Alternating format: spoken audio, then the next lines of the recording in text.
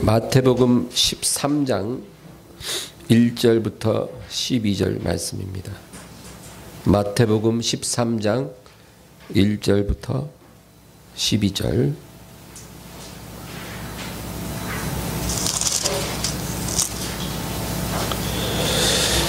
다 같이 합독하겠습니다.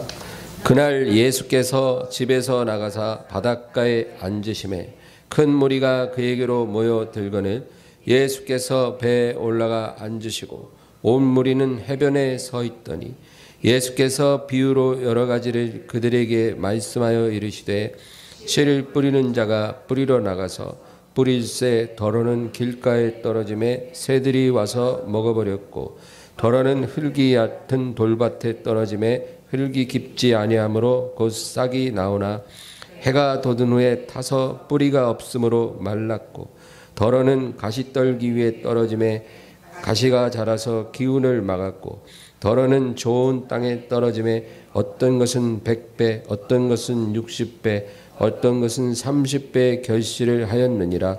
귀 있는 자는 들으라 하시니라.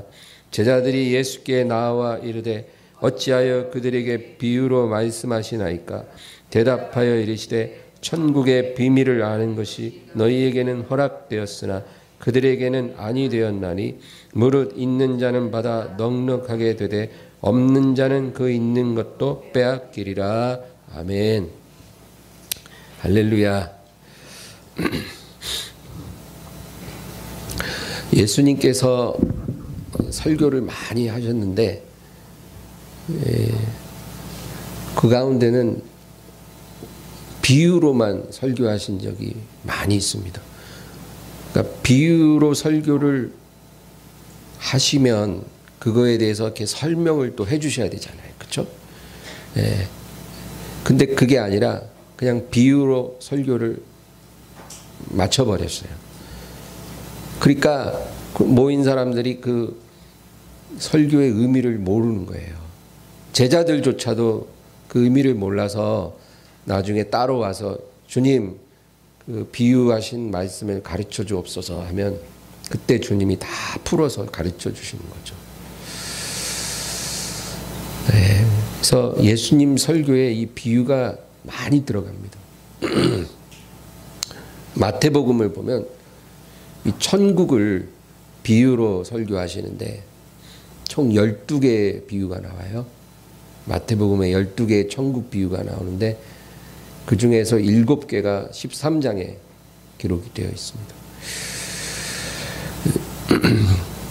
특별히 오늘 13장 10절에서 12절 보면 제자들이 예수께 나와 이르되 어찌하여 그들에게 비유로 말씀하시나이까. 그러니까 왜 그렇게 비유를 많이 쓰시냐 이거예요. 그냥 알아듣기 쉽게 좀 가르쳐 주지. 수수께끼 같은 설교를 하시니까 왜 그렇게 비유로 하십니까? 그러니까 주님 뭐라 하냐면 천국의 비밀을 아는 것이 너희에게는 허락되었으나 그들에게는 아니 되었나니. 그러니까 천국의 비밀을 아는 것이 허락된 사람이 있고요. 허락되지 않은 사람이 있다라는 거예요. 그래서 허락된 사람들에게는 그 비유를 풀어 설명해 주시고 허락되지 않은 사람들은 그냥 비유를 듣고 그냥 돌아가는 거예요.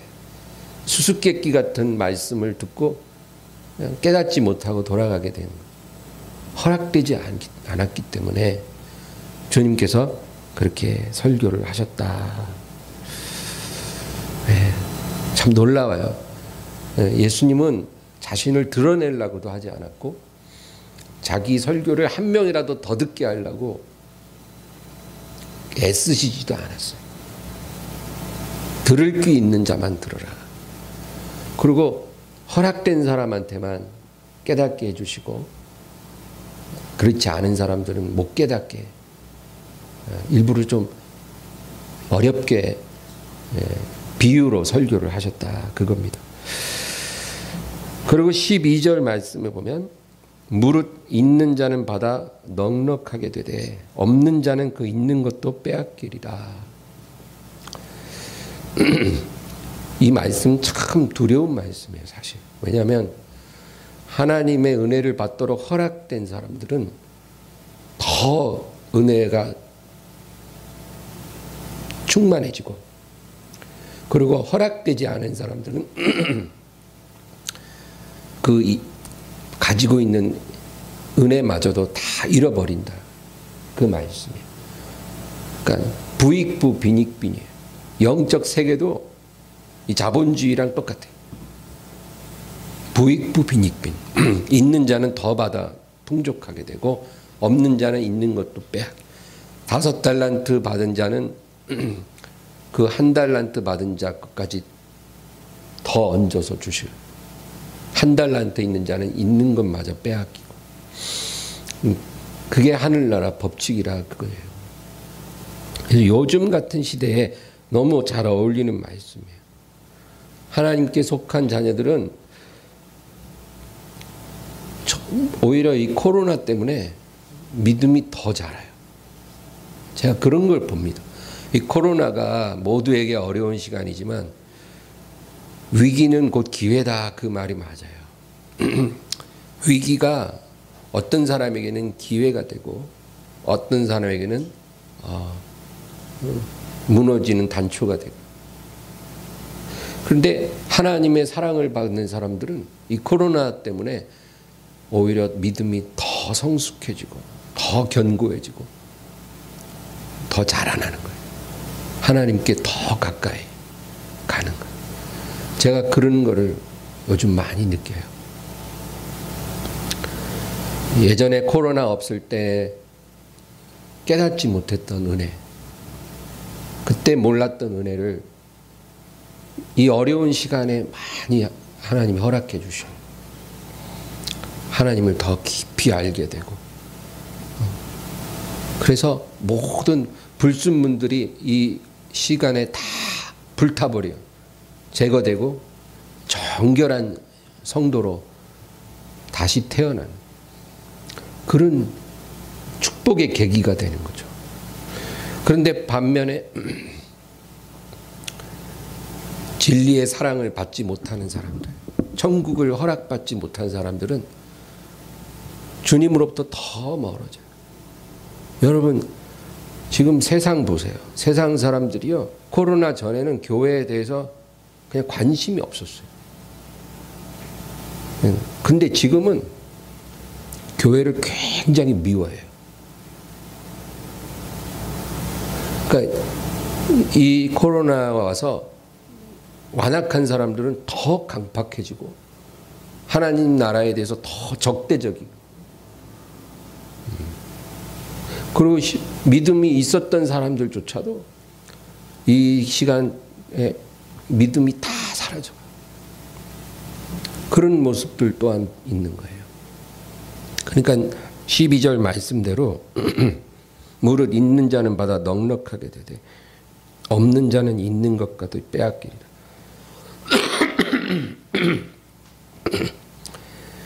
이게 영적인 세계에 일어나는 일들을 얘기하는 거거든요. 주님이 천국의 비밀을 아는 것이 너희에게는 허락되었으나 그들에게는 아니 되었나니, 그렇게 말씀하고 나서 있는 자는 받아 넉넉하게 되고 없는 자는 그 있는 것도 빼앗기리라. 여러분, 우리는 있는 자가 더 받아 넉넉하게 되는 그런 반열에 서게 되기를 예수 이름으로 축원합니다. 그렇게 돼야 돼요. 세상이 어두워지고 다 힘들다고 할 때 우리는 더 강력한 비침을 받는 그런 시간이 돼야 돼요.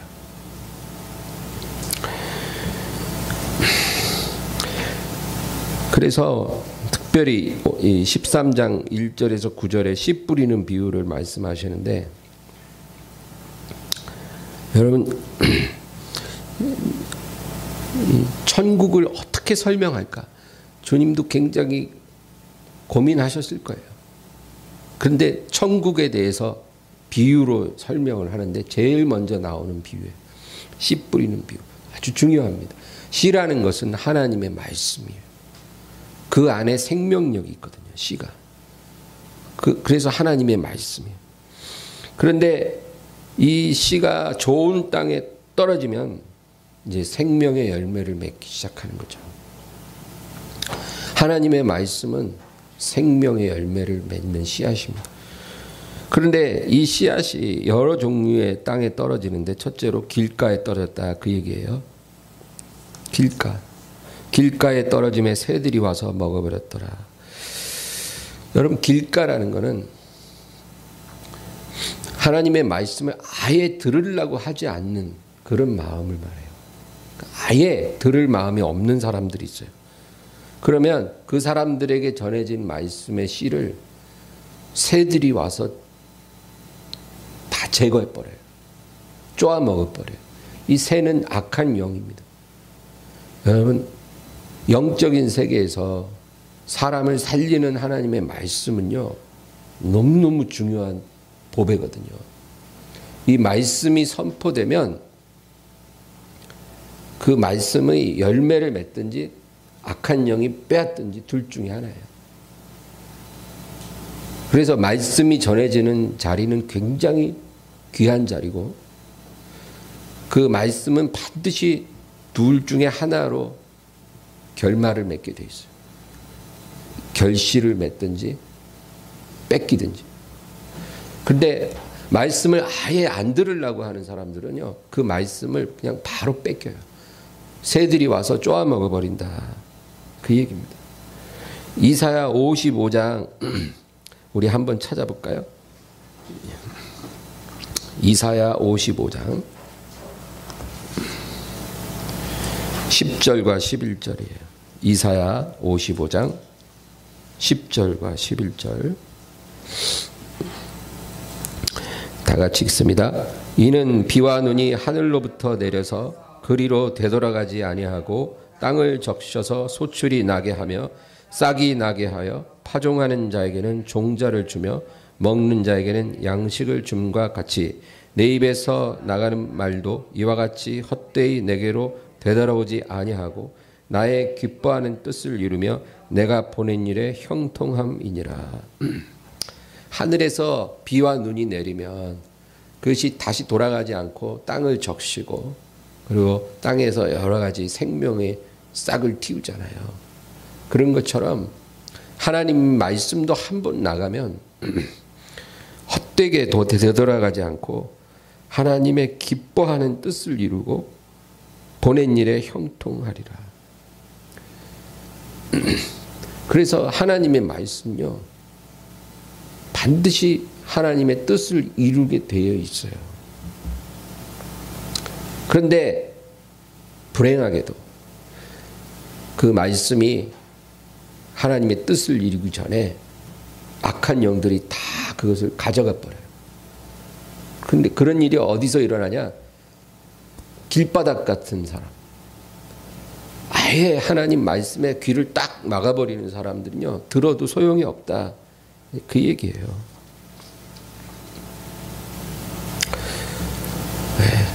그래서 보면 교회에 와서 앉아 있는데 설교 딱 시작하면 핸드폰부터 꺼내는 사람들이 있어요. 설교 시작하면 핸드폰 꺼내서 이제 그때부터 이제 막 게임하거나 뉴스 검색하거나 카톡하거나 그런 거예요. 설교 끝날 때까지. 그런 사람들은 아예 말씀을 들으려고 안 들으려고 이제 결심한 사람들. 그런 사람들 귀에 하나님 말씀이 들어간들 뿌리를 내릴 수가 없죠. 그래서 이래 너무나 안타까운 거예요. 우리 청소년 자녀들이 교회에 억지로 데려다 놓으면 다 그래요. 억지로 왔으니까 막 어떻게든지 이 지루한 시간을 때워야 되는데 뭘 하냐. 휴대폰 꺼내. 근데 우리 자녀가 지금 그런 모습이라 해도 너무 낙심하지 마세요. 지금은 길바닥이지만 이제 노련한 농부이신 하나님께서 그 길바닥 같은 마음을 갈아엎으실 거예요. 그래서 씨앗이 뿌리 내릴 수 있는 땅으로 만드실 것입니다. 그때가 아직 안 된 거예요. 그때가 반드시 올 거예요. 부모가 기도하는데 그런 날은 오는 것입니다. 사람이 하지 못하는 일을 하나님은 하나님의 시간에 하십니다. 그 다음 이제 두 번째가 돌밭이에요. 돌밭. 이 돌밭은 흙이 있어요. 흙이 너무 얇아갖고 얕아서 이 씨가 뿌려져도 그 뿌리를 내릴 수 있는 흙이 안 되는 거예요. 그래서 뿌리가 조금 나오는 것 같지만 해가 나면 그냥 말라버리는 거예요. 흙이 워낙 얕으니까. 여러분, 여기서 우리가 뭘 느끼냐면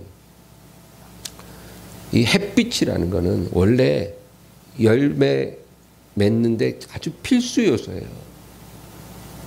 그 결실하기 위해서는 햇빛이 필요하거든요. 그건 하나님의 은혜예요. 절대적으로 필요한 요소예요. 그런데 이 돌밭에 뿌려진 씨는 이 햇빛이 나면 오히려 그게 말라버리는 거예요. 왜? 흙이 너무 얕게 있기 때문에. 햇빛이 문제가 아니고 너무나 흙이 없어서 돌밭인 거예요. 그러니까 땅이 문제가 돼요. 햇빛은 좋은 건데 흙이 너무 얕으니까 그 햇빛에 오히려 뿌리가 말라버리는 그런 일이 생긴다. 그 얘기거든요. 이건 뭘 의미하냐면 여러분, 사람이 면역력이라는 게 중요하잖아요. 면역력이 강하면 코로나도 안 걸린다고 하더라고요. 그래서 자기 가족 중에 확진자가 있었는데 그걸 모르고 같이 밥 먹고 막 하는데 이제 확진자 나와서 가족들 다 검사했는데 안 걸리는 가족, 양성이 아닌 거예요. 음성인 거예요. 같이 밥 먹고 같이 지냈는데 그런 사람도 있어요. 그런 것이 이제 면역력과 관계가 있다 그러거든요. 그래서 면역력이 있기 때문에 우리가 모든 바이러스로부터 보호하고 우리를 생명을 유지하는 것처럼 이 영적인 이 면역력이 있어요. 영적인 면역력. 그걸 저항력이라고도 하는. 그래서 사람은 이 마음이 깊어야 돼요.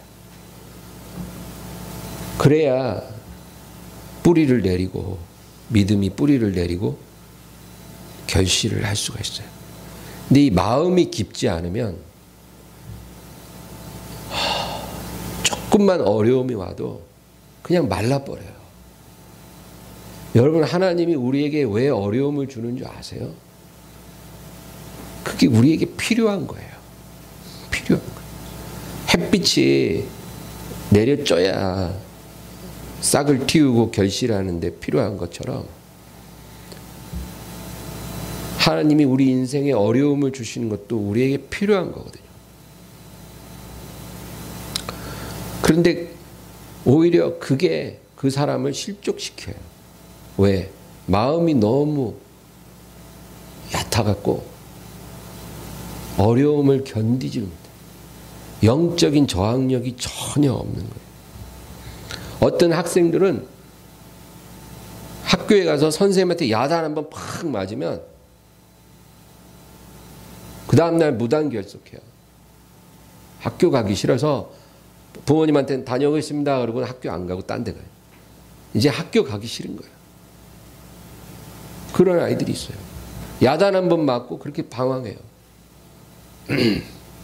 부모한테 한 번 야단 맞고 나면 그냥 가출해버려요. 안 들어와요, 집에. 네. 그러면 어떻게 부모가 아이를 양육합니까? 성경에도 근실이 자녀를 징계하라 그랬거든요. 부모가 야단 쳐야 되는데 그거 야단 맞으면 아유, 예, 아버지 제가 잘못했어요. 잘할게요. 이러고 샥 웃어버리면 너무 좋잖아요.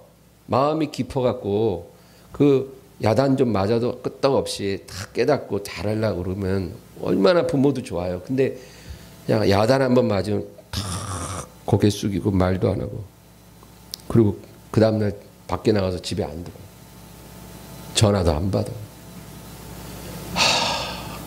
어떻게? 그런 아이들이 있어요. 시험에 한번 낙방하면 바로 우울증 오고 공황장애 오고 그리고 대인기피증 오고 이러면 그 사람은 어떻게 세상을 삽니까? 사람이 실패도 하죠. 왜 안 해요? 실패해요. 지금 검찰총장 하는 사람은 서울대 법대를 나왔는데 사법시험 구수했어요. 구수. 9년간 사법시험을 못 붙은 거예요. 서울대 법대 나와가지고. 보통 한 3년 4년 하다 안 되면 포기하잖아요. 사법고시, 행정고시. 근데 이 양반은 구수했어. 구수. 그러니까 자기 친구들 다 9년 먼저 판사 되고 검사 되고 하는데 구수한 거예요. 그 9년간 얼마나 힘들었을까요? 그래도 뭐 그냥 포기 안 하고 그렇게 어렵게 검사가 되니까 그만두라 해도 절대 못 그만둬요. 어떻게 검사 된 건데 이게 9년 기다려서 검사했는데 이거 쉽게 그만 못 둬요. 저 같아도 못 들 것 같아요. 그래서 여러분 땅을 깊이 파면 그리고 거기에 기초를 세우면 어지간한 태풍이 와도 흔들리지 않아요. 그러니까 하나님이 우리에게 이유 없이 고난의 시간을 오래 허락하실 때는 지금은 몰라요. 근데 하나님은 우리의 미래를 알잖아요. 우리 앞날에 얼마나 큰 연단이 기다리고 있는지 하나님은 아시거든요. 그 연단의 태풍을 우리가 이겨내려면 지금 하나님이 우리 마음을 깊이 파야 돼요. 그래야 그 모든 걸 이겨내고 엄청난 축복을 상속받는 거예요. 그거 하나님이 우리한테 일일이 다 가르쳐줘야 하는 게 아니에요. 그러면 믿음이 뭐가 필요해? 네가 지금 좀만 참으면 10년 후에 너한테 이런 복이 임할 거니까 참어라이. 그러면 다 참아요. 누가 못 참아요? 너 지금 이렇게 억울한 모함 받고 감옥에 한 2년만 들어갔다 오면 하나님이 너 매출 1,000억대 사업을 주실 거니까 2년만 들어갔다 와. 2년간 휘파람 부르면서 저기 감옥 생활하고 나올 거예요. 그럼 다 알면. 근데 하나님이 그렇게 하지 않죠. 믿음이 있어야 돼. 믿음이 자라야 되니까 하나님을 신뢰하는 거예요. 어떤 일이 예비됐는지 알 수 없으나 하나님은 신실하시다. 사랑하는 자녀를 결코 버리지 아니하시고 연단 받은 만큼 하나님께서 세워주신다. 이 믿음 갖게 하시는 거예요. 그리고 내일 일을 모를지라도 하나님 바라보고 여정을 시작하는 거예요. 그래서 여러분 마음이 깊어야 돼요. 열매를 맺으려면. 돌밭이 되면 그냥 말라버리는 거예요. 어떤 사람은 목사의 설교가 막 거슬리면 교회 안 나와버리고 그러면 안 돼요. 교회에 뭐 싫은 사람 하나만 있어도 그 사람 꼴보기 싫어서 교회 안 나간다. 그 사람 없어지면 나갈까? 그 사람이 있는 한 그 교회 안 나가. 그러면 어느 교회에 갈 수 있겠어요, 도대체. 예. 그런 장애물들을 다 넘어야 된다니까요. 그걸 넘어야 돼. 장애물 없는 축복이 없어요. 그걸 넘어야 돼. 그래야 승리하는 거예요. 그래서 이런 사람, 조금만 장애물이 있어도 그냥 말라버리는 사람. 예. 결실할 수 없다. 주님께서 가르쳐 주는 거예요. 씨가 잘못된 것도 아니고 농부가 실수한 것도 아니에요. 땅이 문제, 땅이. 돌밭이에요. 흙이 너무 얕어. 그러니까 안 돼. 해만 나면 다 말라버려. 그런 사람이 되어서는 안 된다. 세 번째는 가시밭이에요. 가시떨기 사이 흙에 씨앗이 떨어지는 거예요. 그러면 뿌리 내리고 자라긴 하는데 열매를 못 맺어요. 왜? 지금 가시뿌리하고 씨앗의 뿌리하고 같이 자라고 있거든요. 그러니까 어느 정도 자라다가 결실할 때 되면 이 가시 기운이 너무 강해갖고 결국은 결실이 없는 거예요. 이 가시는 바로 세상을 의미합니다. 우리 본문 다시 마태복음 13장 돌아가서 13장 22절 말씀을 볼까요? 22절 다 같이 읽습니다. 가시떨기에 뿌려졌다는 것은 말씀을 들으나 세상의 염려와 재물의 유혹에 말씀이 막혀 결실하지 못하는 자요. 예수님이 제자들에게 딱 설명을 해주는 거예요. 이 가시가 뭐냐면 세상의 염려와 재물의 유혹에 말씀이 막혔다는 거예요. 말씀이 막혀 결실하지 못하는 거예요. 말씀이 막혔다는 것은 말씀이 들어오지만 내 안에 있는 세상의 염려, 재물의 유혹과 이 말씀이 부딪히는 거예요. 하나님의 말씀이 딱 들어오면 내 영혼의 깊은 곳에 쫙 들어가야 되는데 그게 아니라 내 안에 있던 가시들하고 부딪혀요. 말씀이. 괴롭죠. 세상 욕심이 너무 많은 사람은 말씀을 들을 때마다 괴로워요, 여러분. 근데 그게 은혜예요. 하나님의 말씀이 들어와서 내 안에 가시와 부딪혀서 괴로운 게 은혜지, 나를 안 괴롭게 하는 그런 설교하는 교회 가서 그 신앙생활을 했다가는 여러분 그냥 쭉정이밖에 안 돼요. 하나님의 말씀은 세상 가시로 덮여진 내 마음을 괴롭혀야 그게 하나님의 말씀이에요. 안 괴로우면 하나님 말씀이 아니에요. 예수님도 그랬어요. 화 있을진저 모든 사람이 너희를 칭찬하면 화 있을진저 너희 조상들이 거짓 선지자들에게 그와 같이 하였느니라. 거짓 선지자들은요 모든 사람에게 칭찬받거든요. 왜? 듣기 좋은 얘기만 해주니까.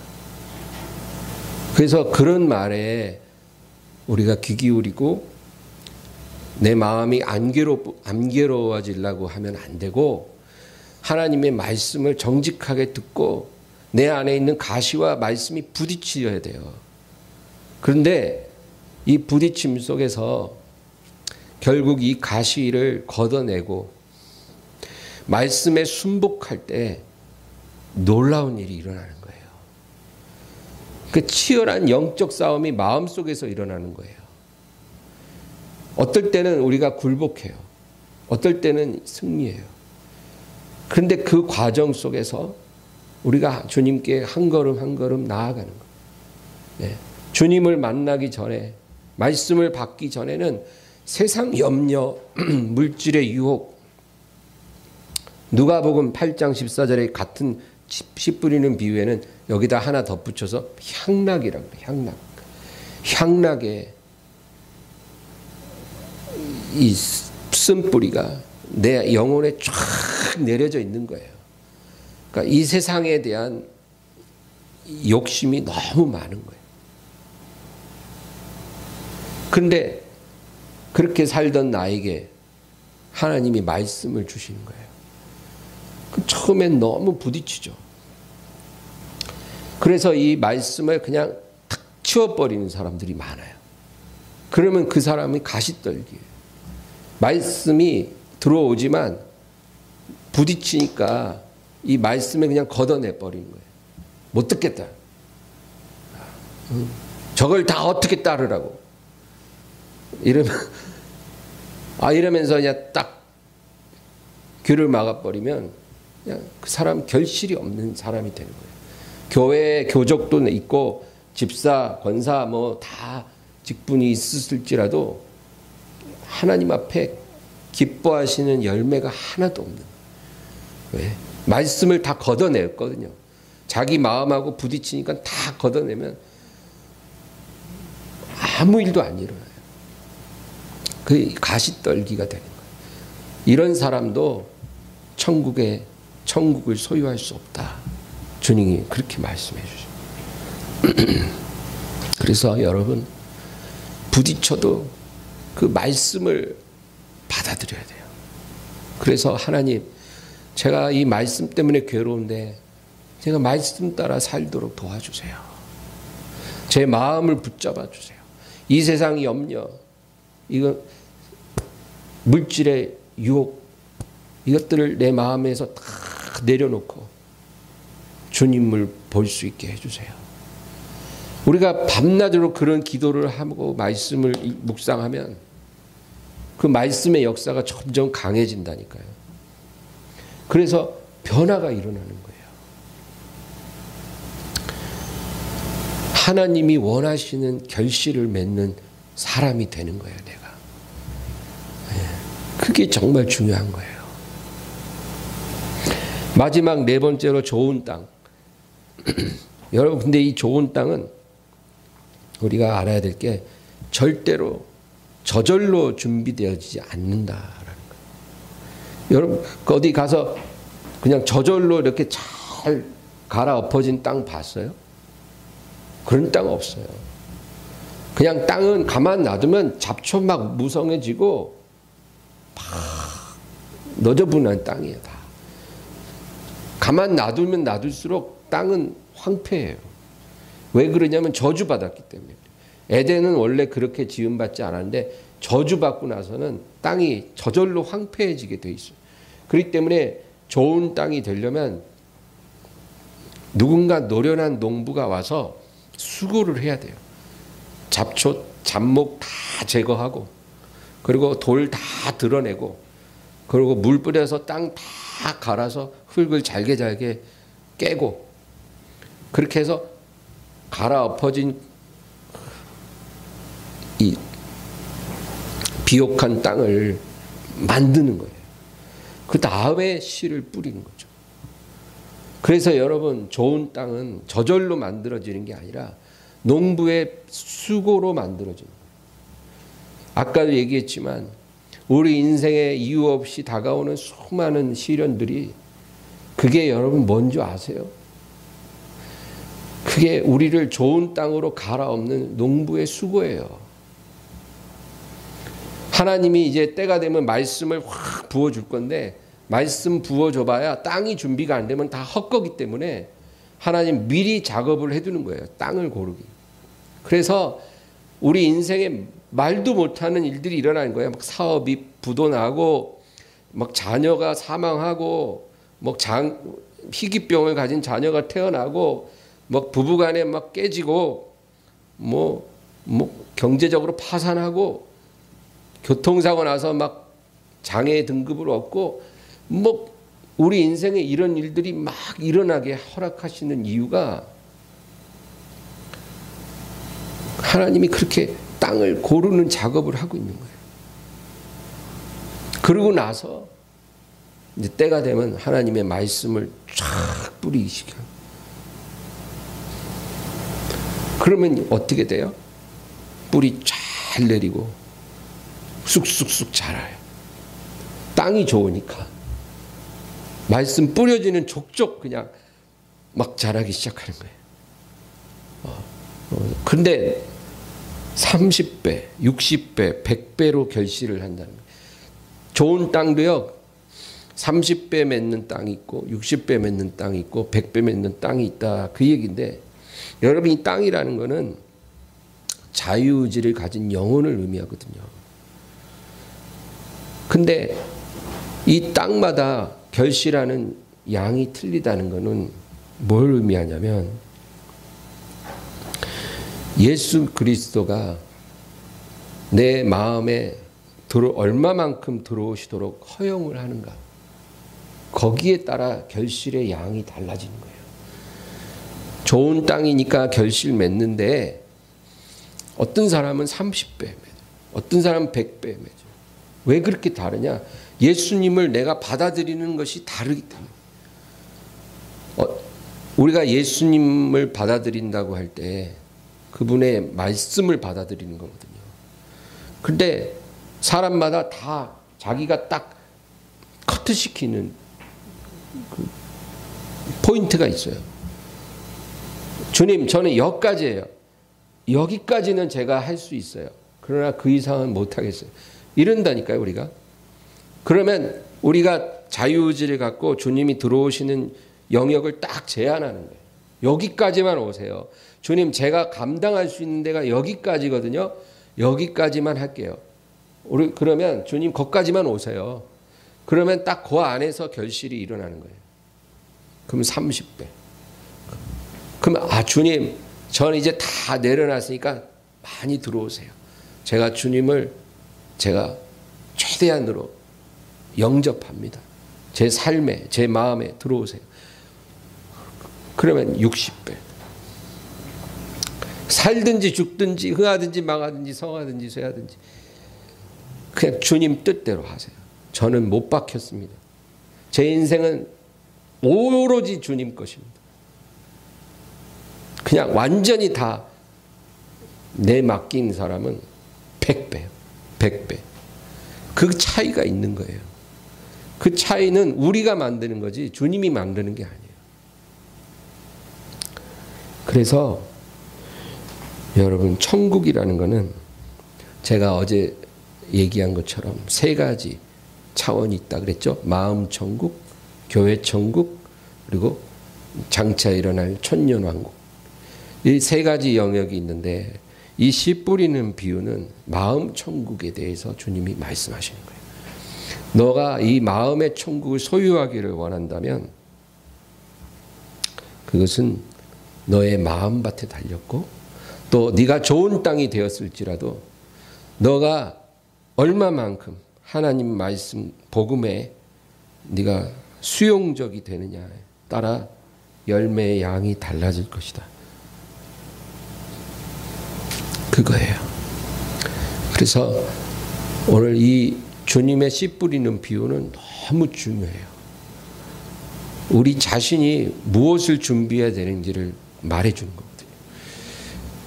그래서 이 천국의 비밀을 깨닫고 마음 천국을 온전히 누리게 되기를 주의 이름으로 축원합니다. 오늘 말씀을 생각하면서 간절히 기도합니다. 주여, 주여, 주여.